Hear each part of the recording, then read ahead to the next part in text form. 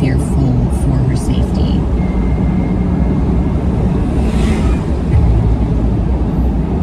Gareth must have found her phone number online. Amy thought that she was being stalked by Gareth and that Gareth Purcell was planning something. Boy meets girl, they fall in love. Detectives now have to determine if Amy was right. Did Gareth devise a plan to kill the object of his obsession? She really was worried. She said, if anything happens to me, it's him.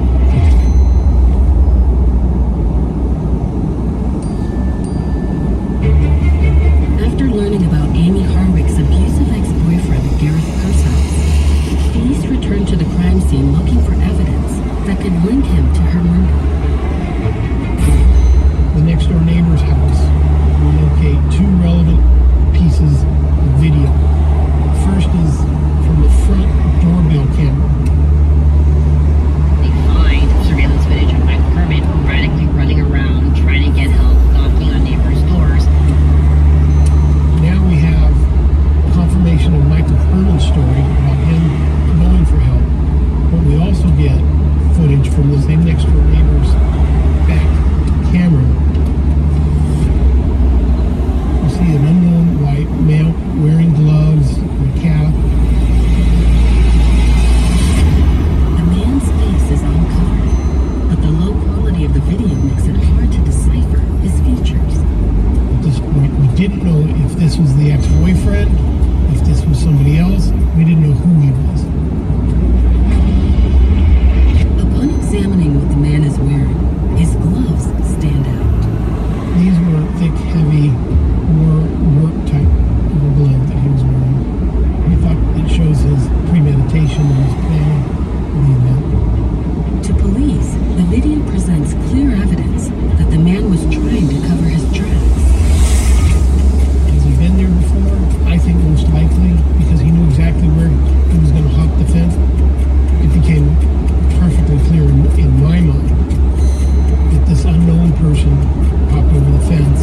He makes his way to the front patio area of Amy's home and then forced entry through the French doors in front of the house and made the entry into the house. Then, by timestamps, we can figure it out that smashing in the window and opening the French doors awakes Michael Herman 4 hours later, while Michael is out front trying to raise a neighbor to call 911 and get help. We see the same unknown white male climbing over Amy's fence and running away. So, to me, this was the big moment. It's highly likely that he had targeted and planned his entrance and exit. The question was, is this Gareth Purcell, a person who had physically assaulted Amy in the past? They see Gareth Purcell's information, they see his photograph. He was in the same height range, weight range, and age range. And now I'm looking at the video and I'm looking at the photo. See how his nose is here and how his ears are here. Look at the chin right here. Until finally I say to myself, that's Gareth Purcell. So at this point, law enforcement has probable cause to arrest Gareth Purcell.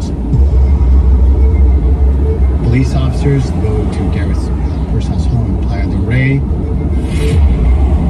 He was leaving and they stopped him out on the street. I introduced myself to him and told him that he was going to be transported back to our office and that we would sit down and talk at that time. And he was very cordial. I said, okay, sounds good.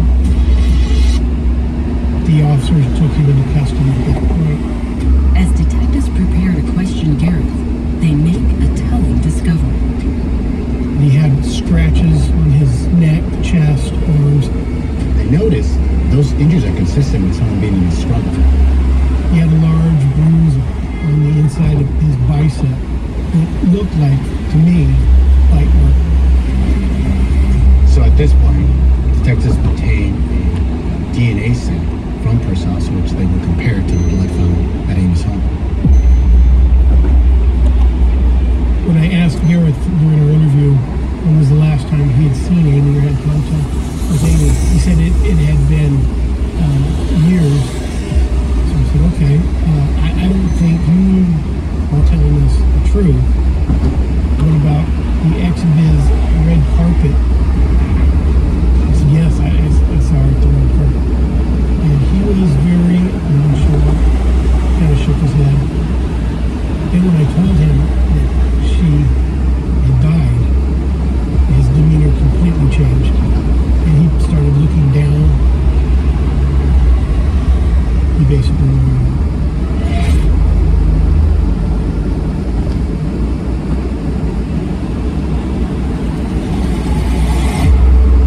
When prime suspect Gareth Persons refuses to answer questions about the murder of his ex-girlfriend, Amy Harwick, he's booked into the LA County Jail. While investigators continue to hunt down evidence connecting him to the crime, they receive important results from the crime lab. Detectives are able to confirm that Gareth Persons' DNA matches the profile from the blood sample found at Amy Harwick's home near those French doors that were broken. This whole case comes together almost like a big puzzle. You have the surveillance video footage, you have the DNA, and then you couple that with the interaction at the ex-biz awards.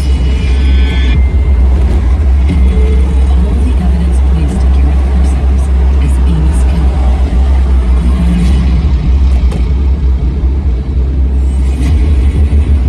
For first-degree murders, one of the things that we have to prove was that this was premeditated and deliberate. At that point, there's still a lot of unanswered questions. Why was there a syringe out on the balcony? We still don't know exactly what happened inside Amy's house. One of the detectives wrote a search warrant for his residence. At first, police find nothing out of the ordinary. But then they make an unsettling discovery. We found a similar syringe in his bathroom. Similar in size, make, brand, as the syringe that was found on the balcony. It's clear to police that Gareth brought the syringe into Amy's home. The question is, what kind of substance did it contain? And what was he intending to do with it? The FBI is able to look at that liquid, analyze it, and they're able to determine that it's liquid nicotine poison. Nicotine doesn't take a whole lot to kill. It's a poison that may not be detected if injected into someone. Gareth's overall plan would have been to inject her and have Amy pass away, and nobody would have been the wiser. Since nicotine is difficult to find in liquid form, it provides police with yet more evidence that this was a meticulously planned murder. So for someone to decide to use that to kill someone, you have to research it, and then you have to know what kind of amount would kill someone. If Gareth's plan was to secretly poison Amy, what went wrong? An autopsy is performed the day after Amy's murder, giving detectives more insight. Investigators find out that Amy was not injected with anything. So now it appears he couldn't inject her. His plan failed, and he resorted to violence. Strangulation was a contributing factor to her death. There's severe injuries to her that shows that it doesn't seem that if she tried to jump down and land on her feet, she was in the fight for her life and dropped off that balcony. Investigators now know the cause of death, but to build an airtight case, they need to prove that Gareth had a reason to commit murder. One of the things investigators wanted to do was to look at Amy's electronic devices. The data retrieved from Amy's phone reveals a consistent pattern of stalking, beginning with countless messages and calls from Gareth the day after their red carpet encounter, just as Amy's friends told police. After after the red carpet incident, she gets a phone call from Gareth.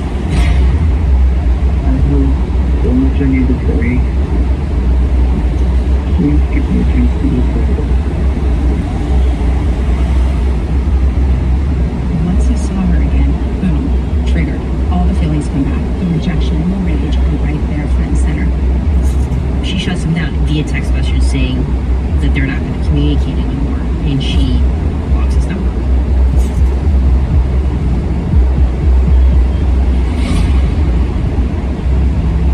Theory is that once Gareth Persons was blocked, the text where he prepared and began planning her death. The emotion that Gareth is feeling is obsession. The hell that is in Gareth's head is something he wants to end. It's like an addict needing their fix. They don't necessarily want it. I mean, he hates how he feels. There's only one way to stop it, and it's to continue. Gareth then spends the next 4 weeks planning Amy's murder. It's not an everyday murder that does this. That requires a certain amount of dedication and planning. We don't know anything about really the steps he took to arrive at her house, but we know he had to find out where she lived and how to get into her house. Detectives believe Gareth stalked Amy to discover where she lived. Then he secretly scouted the location and found a way he could access her house without being seen. And then he found the poison. This particular syringe was like a weapon that would kill Amy Harwick. And then Gareth Pershouse chose Valentine's Day to break into her home. And Gareth decided to kill Amy Harwick on a day that symbolized love and couples, and I think it was poetic justice in his opinion.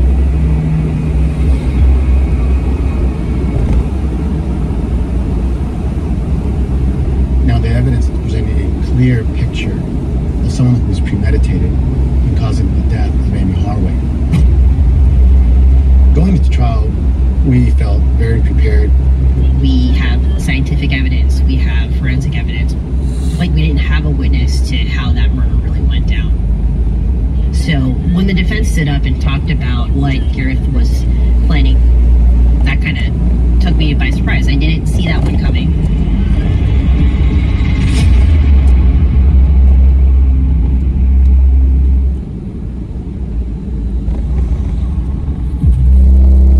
Nearly 3 years after Dr. Amy Harwick's brutal murder at the hands of her ex-boyfriend, Gareth Pershouse stands trial for first-degree murder. During the defense opening statement, they proposed this theory that Gareth Pershouse just broke into her home to talk to Amy, and that the poison that he brought there was for him to use it on himself. The circumstantial evidence did not support that theory at all. Hoping to sway the jury in their favor, prosecutors present another scenario. Based on the evidence, we presented a strong case to the jury of what happened that night to Amy Harwick and how this is a thought-out, planned-out murder. Gareth Pershouse went there prepared. We believe Gareth climbs over the fence. He breaks into the house through the window and the door.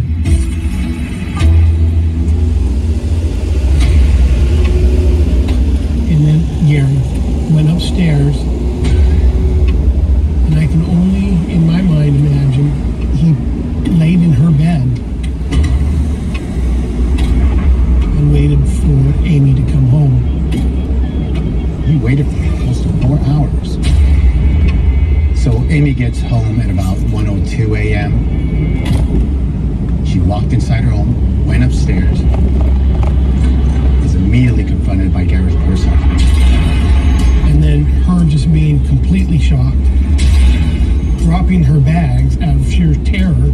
The only thing she has in her hands is her phone.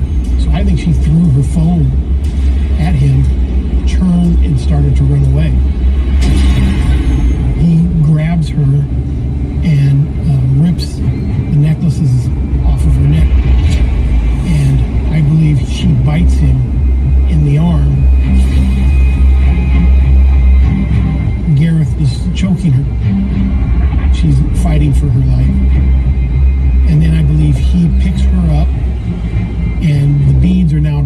off of her body as he walks to the balcony. Walked to the balcony edge and just dropped her to the bottom of the patio. The syringe falls out of his pocket as Gareth ran out of the house and back over the fence.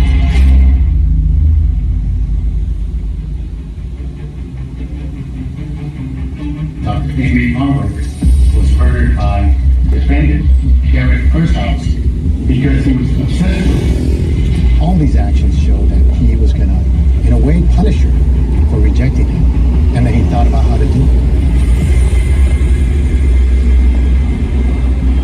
When you wait for a verdict, it's incredibly nerve-wracking. I want this verdict to go our way for the family and the friends that are sitting behind us right now. In this case, the jury found Gareth Pershouse guilty of all charges, including first-degree murder.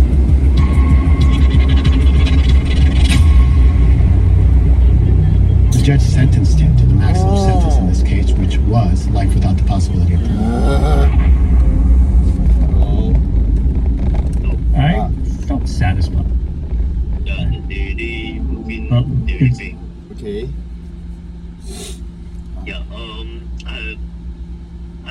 I need a toilet worker, like a plumber that can rearrange the pipe and install a vanity and mirror that was bought from Shopee. Okay, I give you a number, you contact them. I got contractor, I got contact, but then today is public holiday. You want them now? So probably I need it to be done within the next 2 weeks. Then okay lah. Your contractor should be able to do the job lah. If not, I give you my contractor, same one. The price is about the same if you arrange it nicely. It's not Ke Han Min, right? No. Okay, so you have someone that may be able to do the job, because this one, I think I have a set price, and I will tell them, can you do this? Can you get a worker and do this within this price? They'll say no. So I give you my contact lah. You contact him lah. See the price. just keep the contact. Yeah. Can. Can. Okay. Thanks. Okay. Bye.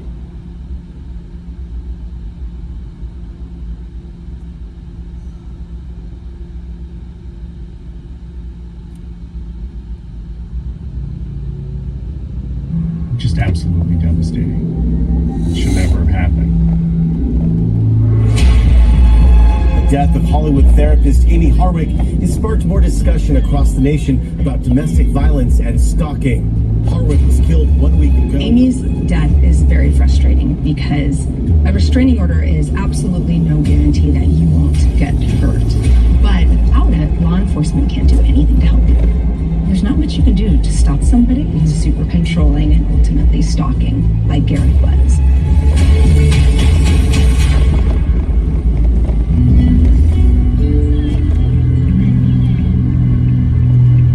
She accomplished so much in her life, but there was just a lot more that she was going to do. She would want her legacy to be what she was doing in life, which was helping people. I see a lot of Amy in my life still, in my friends. I still meet people all the time that she knew. She inspired a lot of people to be themselves. We bond over that. And that'll be with me till the day I die.